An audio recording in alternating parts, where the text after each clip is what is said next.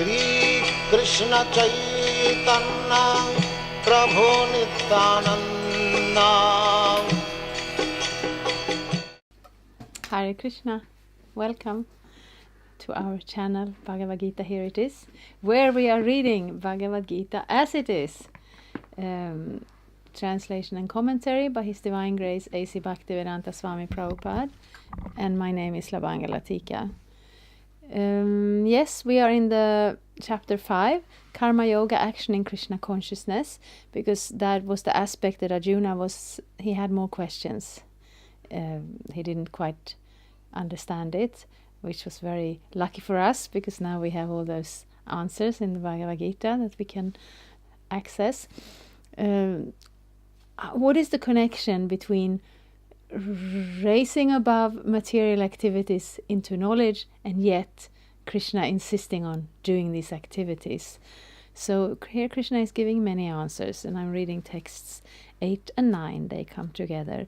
Nevi kinchit karomiti yukto manyeta tattvavit pashyan shrinvan sprishan jigheran ashnan gachan swapan svasan paralapan vishrijan grinan unmisan nimisan indriyan indriyarteshu vartanta iti dharayan.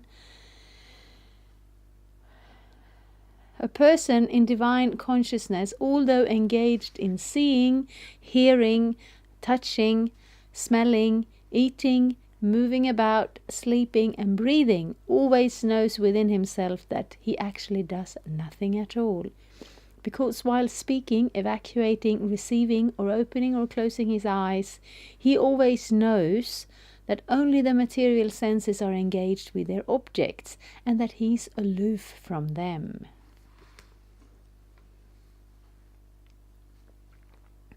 Yeah. This is a very realized platform. This is the Brahman platform, where you actually see the difference between your body and yourself. And practicing Krishna consciousness, we may not reach that level of realization immediately, but we are invited to start to act on that platform. And as much as possible, by reading the Bhagavad-gita, we can also gain that knowledge to help us act on that platform. Purport: a person in Krishna consciousness is pure in his existence, and consequently he has nothing to do with any work which depends upon 5 immediate and remote causes: the doer, the work, the situation, the endeavor, and fortune. This is because he is engaged in loving transcendental service of Krishna. Although he appears to be acting with his body and senses, he is always conscious of his actual position, which is spiritual engagement. In material consciousness, the senses are engaged in sense gratification, but in Krishna consciousness, the senses are engaged in the satisfaction of Krishna's senses.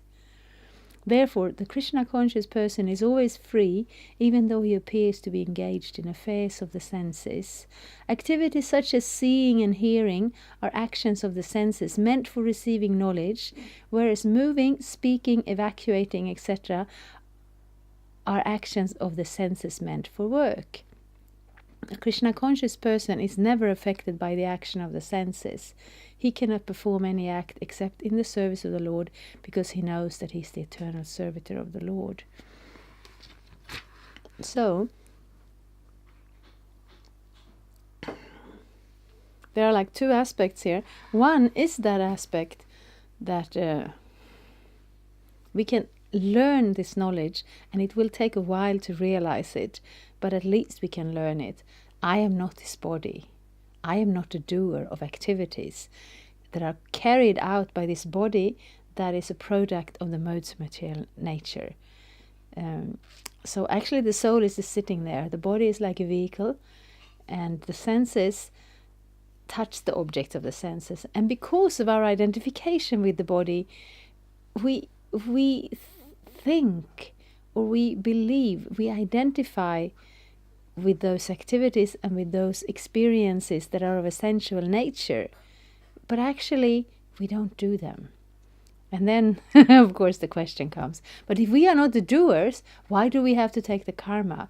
Because we make it happen. We are here, we are having all these desires, and as as long as we are trying to act for our own sense gratification, as long as we try to perform activities in order to gain the results, the fruits of those activities, for our own enjoyment, then we will also have to take the full fruit, the full result, the full reaction to every action. That is known as karma. But ultimately, this body is not us. It's just like when we're driving a car, or we had the example with a chariot, which is more, how to say, it's a more vivid example. You're sitting on a chariot and you have a driver. The driver has the reins and he's pulling in the horses. The driver, of course, doesn't randomly go here and there. He goes where you want him to go because you have employed him. It's like you take a taxi. It's not that, the driver says, where do you want to go? And I said, oh, I don't know, surprise me. No, that's not how it works. We have some purpose in mind. We want to achieve something. And that's why we're riding this body throughout this life, because we think that we can achieve something for our own sense gratification in that way. And the difference when we start to practice Krishna consciousness, we may not immediately be able to withdraw our consciousness from the senses and go into the heart and realize super soul in the heart. But we can, from a philosophical point of view, decide to act according to that spiritual knowledge. We can decide to engage our senses not in the service of our own enjoyment, but in the service of the master of the senses. Ṛcchati, Ṛcchati. Yes, I don't remember my verses, but that is one of the very practical aspects of Krishna consciousness.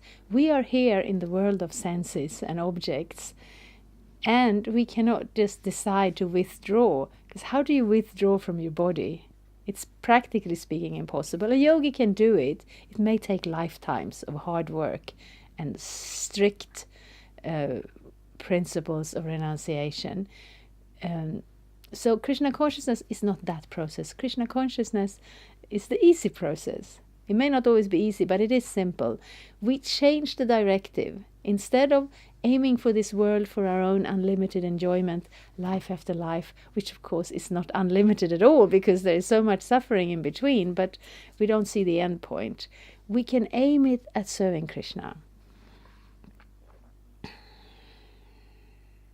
So when that knowledge becomes realized, we can actually see it. But before it becomes realized, we will still have that experience that when we direct our activities, when we direct our desires, when we direct that service to the Supreme Personality of Godhead, that creates a totally different mindset, consciousness, life. And it is not very difficult. To fully realize it's not going to happen in the same moment that we think to do it. But it will not be a process. It will not necessarily be a process that you have to do lifetime after lifetime. We can quite quickly come into the practice of Krishna consciousness because it's actually natural for us. And then this will not be an abstract philosophical question that we can juggle with our intelligence. This will actually have an impact on our life. I will read another verse. Brahmanyadhaya karmani sangang jñātvā karoti yaha lipyatena sapapena padmapatram evam bhasa. One who performs his duty without attachment, surrendering the results unto the Supreme Lord, is unaffected by sinful action, as the lotus leaf is untouched by water. It's very poetic. We hear about this lotus leaf. Sometimes life is compared to a drop of water on a lotus leaf. Because a drop of water on a lotus leaf is in a very precarious position, because it cannot stay there.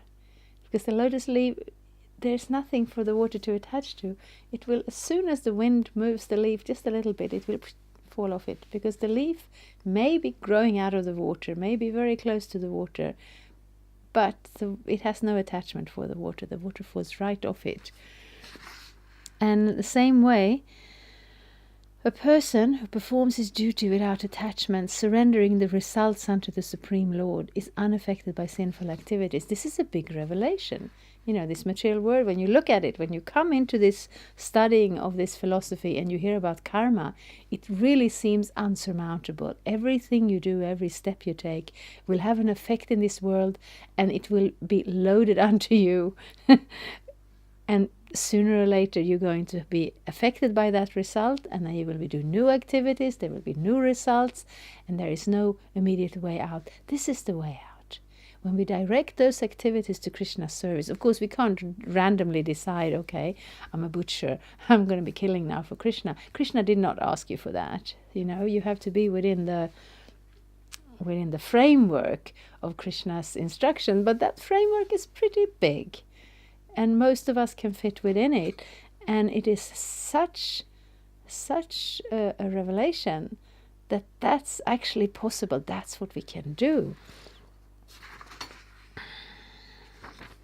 Purport. Here, Brahmani means in Krishna consciousness. The material world is a sum total manifestation of the three modes of material nature, technically called the pradhan. The Vedic hymns, Sarvam Yetad Brahman, Mandukya Upanishad, Tasmad Etad Brahman Namarupam Anancha Jayate, Mundaka Upanishad, and in the Bhagavad-gita 14.3, Mama Yonir Mahad Brahma indicates that everything in the material world is a manifestation of Brahman, and although the effects are differently manifested, they are non-different from the cause. In the Upanishad, it is said that everything is related to the Supreme Brahman or Krishna, and thus everything belongs to him only. Yes. So it's just like with the sun. We can sit and suddenly the sun is in our room, and then we become all happy and peaceful because it's really lovely.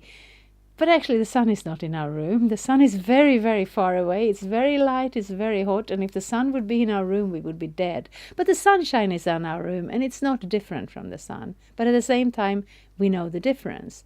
So in this same way, everything in this world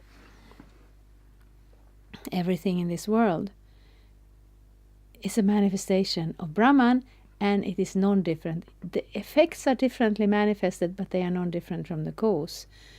And they all come from Krishna. And one who knows perfectly well that everything belongs to Krishna, that he is the proprietor of everything, and that therefore everything is engaged in the service of the Lord, naturally has nothing to do with the results of his activities, whether virtuous or sinful. Even one's material body, being a gift of the Lord for carrying out a particular type of action, can be engaged in Krishna consciousness. It is then beyond contamination by sinful reactions, exactly as the lotus feet, though remaining in the water, is not wet. The Lord also says in the Bhagavad-gita 3.30, Mai sarvani karmani sanyasya, resign all work unto me, Krishna. The conclusion is that a person without Krishna consciousness acts according to the concept of the material body and senses, but a person in Krishna consciousness acts according to the knowledge that the body is the property of Krishna and should therefore be engaged in the service of Krishna. So we don't need to give up our body or our existence or our position. We just need to a little bit change the point of view, change the angle at which we approach it.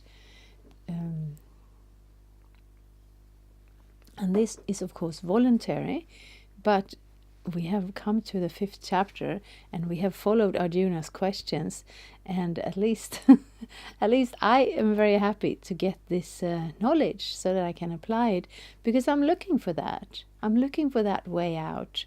I don't want to that's also an accusation. This is just escapism. You're just trying to avoid this world. No, we don't try to avoid the world, but we try to avoid the problems. Why not? You know, who wants problems? What are the problems? Birth, death, old age, and disease. They are problems.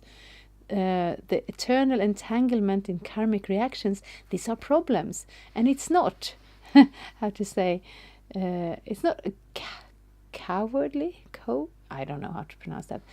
If you're a coward, then you don't want to stand up to any difficulties, you run away. But if you're intelligent, you avoid problems that can be avoided. And in this material world, all those problems come from us falsely identifying this body and falsely trying to take the position of the controller and enjoyer of this world. And if we take that one little step and say, yes, it all belongs to Krishna, and I can engage it in Krishna's service, this will be very nice. This is the realistic approach. You find the knowledge and you apply it in your life, and then you're free of all the problems.